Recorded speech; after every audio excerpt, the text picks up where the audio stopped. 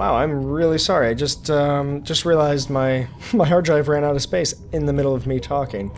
Unfortunately, you didn't miss too much. Oh, hey, little buddy.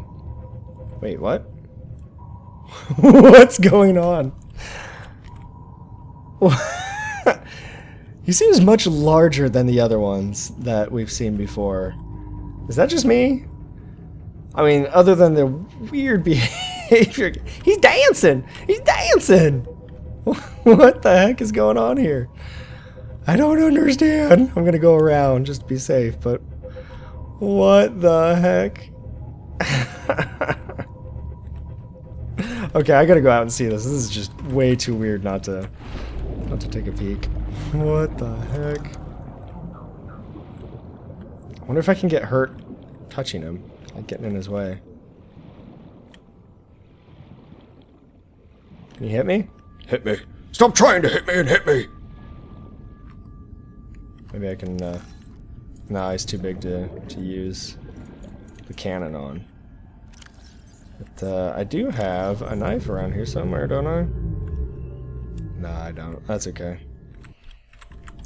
Well, that's just funny.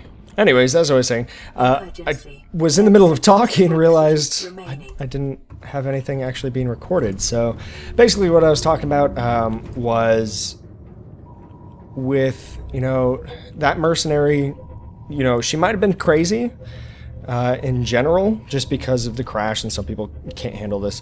And I do have, over the years, I've kind of sought out and taught myself, and then also sought teaching from others on bushcraft and kind of survival stuff, just for my own edification, for my own, you know, if I ever had to, you know, handle something kind of a thing, I want to be able to. But trying to kind of apply that knowledge to this kind of a situation where she's talking about, well, we need to get out of here. We need to go down under the water. And as a scuba diver who has been under the water for, you know, long periods of time, I can actually kind of see where she's coming from, because on the island, especially on those mountaintops, if the journals are of any indication, then that moon that orbits, that one might actually screw with some of the weather and some of the stuff that happens on this planet a whole lot more than we see currently. So you might end up with those hurricanes, or you might end up with, you know, who knows what other phenomena this planet has in store, to the point where being on an island exposed like that is a liability. It is a hindrance, because yes, while you do have access to the light and you can walk around and everything, and then you have the option to drop into the water, it exposes you to those high force winds. You know, your farming is useless anyways, because it's dumping tons and tons of water and drowning your crops, so you can't even utilize the plant beds anymore. You're kind of exposed to pretty much whatever comes by. If those winds kick up debris from the ship, kick it up from the island, you know, pick stuff off the island, throws it against you, you're kind of screwed. The nice thing about being underwater is it's largely... That was weird. It's largely, even when you have big storms, it's pretty much consistent. You're going to have big currents, you're going to have waves that you have to kind of fight against if you're out in it. But if you have a base like this that is strongly anchored and doesn't have any weak points that can be taken advantage of by, you know, physics essentially, then you're going to be secure, you're going to be safe, you're going to be a whole lot better off than you would be just in that dinky little observatory on the island. The only, the other thing that would be the issue with the island is your space. You're limited to that tiny little island, and you can't outgrow it, or you will outgrow it very, very quickly, and once you do so, you're forced to go under. So, the logic behind the mercenary, I can see it, and it makes sense to me. Personally, because I am a scuba diver, because I love this game, I love the underwater facilities. You can still farm. While underwater farming would be complicated because of the light loss that even within 10 feet can happen, you know, and we're farming well under 10 feet down here. And I'm pretty sure I found out what is busting these things open. It's the random fish and stuff that'll pop. Yeah, they you know, run into it, or the stupid gasopods will launch their little pods and bust it. So there you go. I mean, even underwater, yes, comes with its risks. Farming may not be entirely possible, but when you have this level of technology, a lot of things can be mitigated, and that would just require, you know, less weak points, like with the windows and everything. You would have to essentially stick all of your farming. We might even be able to pull, you know, like the terraformer, make our own little island, and make a farming area on it inside of greenhouse observatories. Protect it from the rain. You know, it gets the water that we prescribe, and then, you know, farm those plots and then bring it down where you're safe. Because from what I can see, especially at this level of technology, very, very safe. Anyways, that whole rant aside, sorry to, I love the idea of all of this. I love thinking about the implementation of all of it and everything, so forgive me if I go full nerd on you guys and don't just kind of commentate, oh, I see a thing, oh, I do a thing, and actually, you know, kind of go a little bit deeper with our analysis of, could you actually survive with this level of technology if you got, you know, stranded on this island? And that's what a great part about this story is, seeing if the creators of this game would, you know, agree with me, would disagree, through the experiences of the previous crew. So, anyways, I'm gonna go ahead and leave. Hello everybody. Doing a quick edit there, and actually, I say a quick edit, but it's been a few weeks since I've been in Subnautica. There's a few changes around this this pad, and I'm gonna be showing you all of that nonsense. But I wanted to also kind of continue the discussion, all the survival and nonsense. But oh, looks like I killed my battery and I don't have a backup, so we're gonna have to go charge this one. Yes, charging batteries, that is now a thing. And as you can see, floodlights and our spotlights are now a thing. Oh, it's amazing. So much new stuff, so much that I've changed. I actually kind of broke down the base and restructured it entirely. Now you see we have 2 moon pools.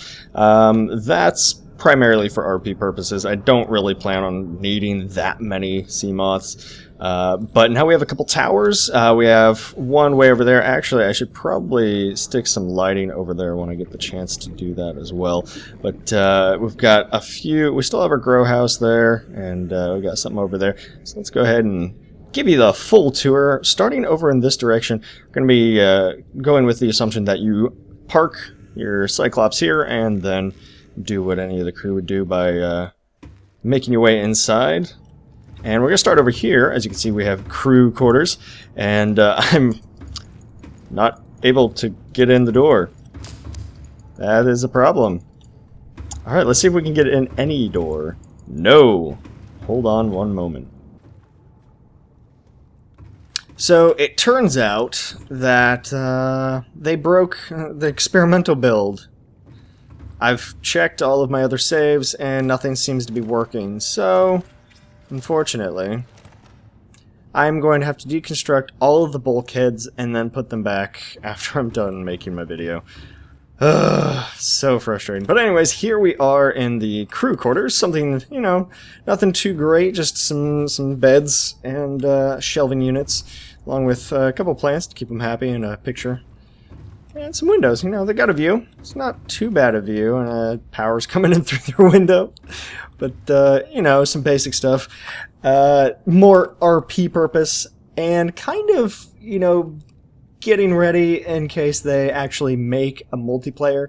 Then I can have people, you know, they have their own space at least when they're staying over with me. This is a battery charger, and since where's the battery I pulled out? That's not cool. Let's see. No power source. I don't know where that battery went now. Wonderful. Well, we've got a couple in my personal quarters, so moving right along. Alright, so can't open this, and there's also this really annoying thing where if I right-click, no matter what I'm holding, you hear the welder. So, yeah, experimental! Lots of stuff they still need to work on. They're doing great adding stuff and making sure it doesn't break completely. Full inventory. Crap. Tell you what, just so I don't fill up, I'm going to have to actually activate the no-cost cheat. And this will, yeah, totally full. Okay. Actually, we could heal ourselves real quick. There we go. So that'll take care of building stuff for us right now. And it's not like I haven't cheated in front of you guys anyways. So we come through here. Oops. Keep forgetting they changed all the mapping and everything. Coming into our original pool, this is the Battle Moth. And we got some extra storage for... Now they have gas torpedoes. And that I haven't used quite yet, so we'll go out and use that. Of course, you still have the Vortex, which, man, I'm just bad at the key mapping. And it looks like we have something going on. What? That's interesting. I'm going to have to go back and kind of look at that. It looks like an alien message. This is the way over to not only the other, a different access to getting out to the Cyclops, but you do have another moon pool for the sea moth over there. And as you can see, I might have spied those in my inventory as well. I'll show you that here in a second. But first we break out into the mess area. This is kind of just a common room for people. Got some vending machines, doesn't actually do anything, and trash cans doesn't actually do anything. I kind of wish you could throw inventory away on the trash can. That would be really useful. For somebody that lives alone, this is quite a bit of trash too, and apparently has nowhere to put it. Would love it if you could actually generate power off trash. This is, of course, water filtration. Go ahead, and we don't need any of that. We can, of course, change this world over to being survival later on, but here we have our food tank. This wing is entirely dedicated to capturing and keeping live food. Now, the purpose behind keeping live food, as always, is that live food never spoils. That's kind of a maxim of survival and whatnot, is that you try to keep your food alive as long as possible if you can domesticate it. That's why we have domesticated animals, because you can kill it at any time and it doesn't spoil, so you don't have to store or smoke or freeze a bunch of stuff all at once, and even that stuff will end up going bad at some point. So that's 3 levels, and this is just entirely dedicated to it. Nothing else in that wing. Go there here in a minute. Over here we have our equipment room. We've got we've got mud packs everywhere because, well, we get hurt a lot. We have our equipment locker. This is just dedicated to tools, and probably will end up with some suit stuff in there. Supplies, this is mostly stuff that would be for the fabricator to utilize, for cooking, for general food, water, all that necessity stuff right there. Right here, which we actually need to turn back on, it seems, we're running out of creep vines. Awesome, and we have no room to take care of it. We'll go ahead and dump some stuff into there. Let's see, go ahead and jump the titanium, silicone, glass, why not? This is our bioreactor. This is helping supplement the power that, as you can see, we're running pretty close to our maximum, 580 out of 800 now, a little bit better. But thermal power, we can keep expending resources and making more thermal generators over there. Fine, not really that great though, because it's only 50 plus per generator. This is a great way of not only utilizing our farming techniques, but just random creep stuff that we can go farm, because we're right next to a couple of those. So thermal generator, awesome. Or biomass generator, sorry, bioreactor, I can't even talk. Right over here we have modification trash. Over here we have our farming wing, and this is actually going to be expanded. Right now it's just one single, let's get rid of that a little bit better. Fast build will help deconstruct stuff. brought back those seeds from the islands, so now we have lantern fruits out the wazoo. Look at that. Awesome stuff. We have a little speckled rattler there. Nothing too fantastic. And we'll be expanding so that we have multiple places to grow. This gives it a good spot near the surface for the sunlight to come in and to produce. That, of course, just being RP rather than actual needs. I believe that does it for this particular side. And then over here we have the laboratory. Go ahead and deconstruct that. There's a little hatch there. Probably should take that off. Nobody needs quick access to a lab. Right to our left we have all the clean gear. No. Clean gear. There we go. Over here we have used gear. So this would be the decontamination. Always keep your doors closed during decontamination. I want to keep this area from infecting the rest should something go awry in the lab. And over here we have a fully equipped lab. We have a fabricator of its own along with the quick med pack should something go really wrong. You've got materials and equipment for the necessary experiments and whatnot. Plenty of table space to utilize as well as handy dandy little I don't know, computer desk. Not really sure what you would call that. But then of course we've got some inspirational sayings and posters like a proton, stay positive, and imagine, event, inspire, never stop questioning. That being part of a quote from Einstein himself. So this is a sweet little setup here. Go ahead and reset that bulkhead and see about this. There we go. That makes more sense, you know, RP wise. Keep the decontamination away from the clean gear. Then you just dump the used gear. Alright, and then we'll go ahead and set this door back up. And now that that's taken care of, we can come back over here. Inventory full. Alright. And come up here. This is my personal captain's quarters. As you can see, got the creature comforts, got all the nice stuff. Big room all to myself. Big bed with some shelving units above and my own personal storage. Got some stuff in a small aquarium. Pretty awesome. As well as the battery chargers that I was telling you about. Go ahead and pull one of these out. This will allow us to... Now you can select your charge. So if you have multiple batteries and want to, you know, pull one out to recharge and whatnot. 2, just because, you know, creature comfort, excess. Why not? I am the captain after all. Alright, let's go ahead and see if we can use the lantern fruit. Perfect. We can shove that in. So now we have pretty much an infinite source of biofuel to utilize off of these trees. And unfortunately, I filled pretty much the whole thing up just with lantern fruit. We can get like a melon or something in there later on. But for the time being, we'll go ahead and store all the excess in there. Come back up here, captain's quarters. And over here, I try to keep it, I don't really have a view for the captain because I try to keep things kind of private, you know. Maybe he brings a lady home. Maybe there's some alien humanoids. But over here we have just some private study area with not so much of a view as it is just kind of gives you some natural light to work with. But anyways, all that nonsense aside, pretty awesome, personally. You know, I did build it, so I'm not going to toot my own horn too much. Let's go ahead and replace those bulkheads, though. So pretty awesome that now there's the possibility of kind of not just having a bunch of rooms with boring, you know, okay, I'm going to stick this here, this here, this here. I can actually have designated areas with stuff like just, you know, sitting area, sitting space. I can literally just sit down, chill out. I want to just relax for a time. Go ahead and stand back up, and you know, have something that actually feels like this would be the living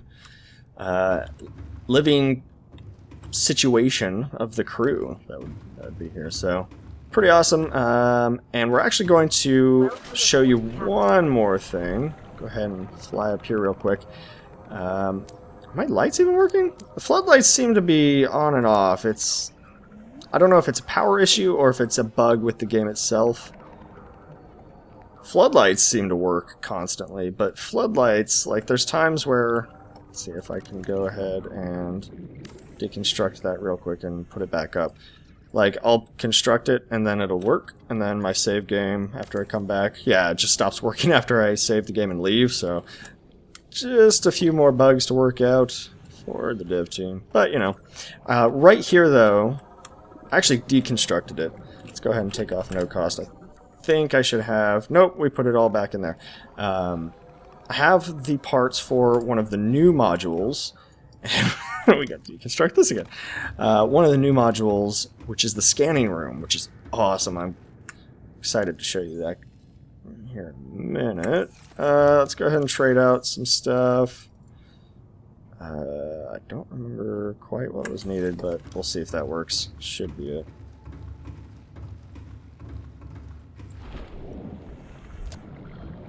Alright, pull out this sucker. And we turned off no cost, correct? Well, we'll find out. Scanner room. We do have the materials. Awesome. And if I can get this to connect. There we go. Not bad. Not bad at all. Kind of snuggles right in there. And bing bada boom! I'll show you that awesome sauce. And yes, I did just say awesome sauce. You'll have to forgive me. Alright, so this room, not too shabby. We have an entirely new room dedicated to finding stuff. As you can see here, we have quartz, salt deposit, limestone chunks, sandstone, and metal salvage that you can actually scan for. And but before we do that, we do have some upgrades, because it wouldn't be Subnautica if you didn't, as well as camera drones. Gold, tell you what, just for the sake of, I already did this, so having to go out and get those materials again would be kind of annoying.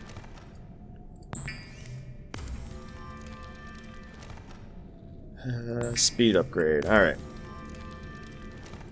Go ahead and pop these bad boys in. Scanner room. Streams data. Nice. I can't seem to put that in. Never mind. So we'll just put these two in that we can. Room and speed and range, rather. We have a bunch of stuff we don't need now.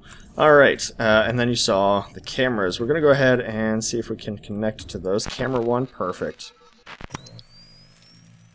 Now I had these previously set up in somewhat strategic locations. This one is to kind of keep an eye on the Aurora if you need to get in. Specifically, ooh, getting out of range looks like. Maybe if we come back, it might just be because it's nighttime. Let's go ahead and... Oops. Whoops. Can't type for the life of me. There we go. Okay, so this kind of... Oh, yeah.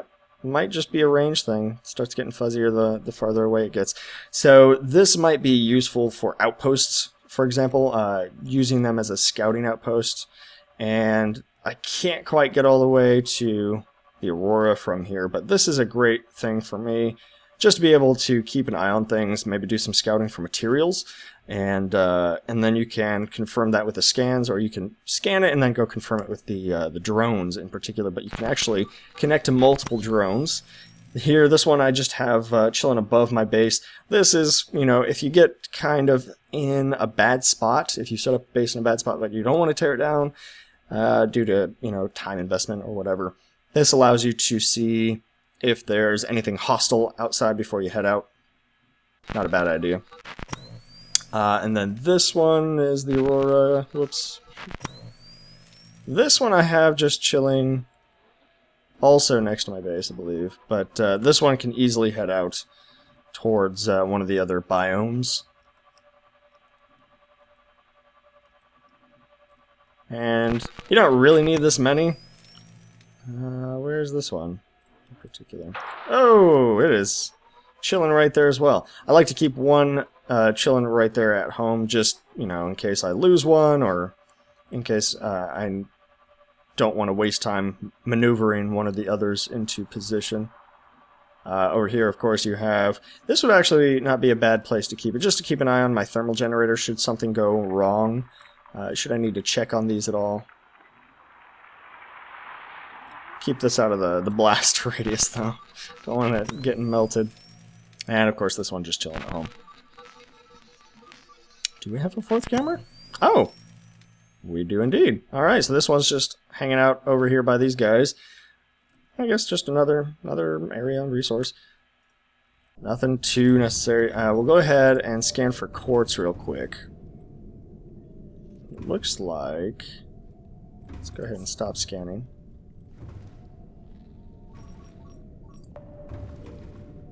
There we go. So there go the scan pings. I'm not really sure what any of that actually indicates. I think those are all the cameras. Maybe? Kind of hard to tell. That might be just the beacons that are being set off by all of my stuff. My Cyclops, my Seamoth, all that nonsense. Not really sure how to read that properly, but gives you a good topographical map of your surrounding area. Not sure how to move it other than that. Go ahead and stop scanning for that. Maybe go for some metal salvage. Because those pings are seeming to be static. Oh! Looks like we got a new thing. Awesome. That might actually be the glowing ones that are different. I don't know, I'm colorblind, so it's... Aha! It's adding instances of those things that have been found. Awesome. So you can just let this keep scanning and it'll keep finding these. And then maybe pop here. And go hunt it down. Like this one. Aha! Ha, ha. So it is indeed kind of a symbiotic relationship between the cameras and the scanner. There we go. Boom! Look at that. And then you can just hop out and go hunt down your stuff. Go pick up some metal salvage, shall we? Celery? Lettuce. Old middle school joke there. There's the drone. Here's the metal. So you just kind of have to keep it in your head. Inventory full. Where you leave these. And of course you can always go pick them back up. Should you so desire. But pretty useful tool, in all honesty. Awesome addition to the overall repertoire of the tools at our disposal. But yeah, not too shabby. I know we've largely stayed at home for this episode. I do apologize that it's nothing too fascinating or significant. To me it is, though, just because this keeps adding to the depth that the game allows you to experience, and we do still have a lot of exploring to do. I know there's a few things missing for logs. I know there's a few biomes and things that we probably haven't fully scoped out yet, but we're going to go ahead and probably do that in the next one. And keep all of the excitement rather for that particular episode. This just gives us an awesome base of operations, a main base at least. We'll start building out some scouting bases, and I need to go back to that beacon. We still haven't cut anything open on those exterior chunks of the ship. I've yet to do any of that. So anyways, thank you for joining me once again, ladies and gentlemen. Hopefully you've enjoyed. I keep forgetting to... I am an idiot. All this time, and I didn't even show you the nitrogen. Okay. Dang it, I'm gonna have to save that for... This is gonna be too long of an episode if I do it all at once. So I'll save that for the next episode. I can't talk. This is probably another reason to let you guys go so you stop being tortured. But I'll show you the nitrogen mechanic in the next one, and we'll have some exploring fun. But anyways, I'll see you guys in the next couple of days with some Overwatch or something. But enjoy. Have a good one. See ya in the next.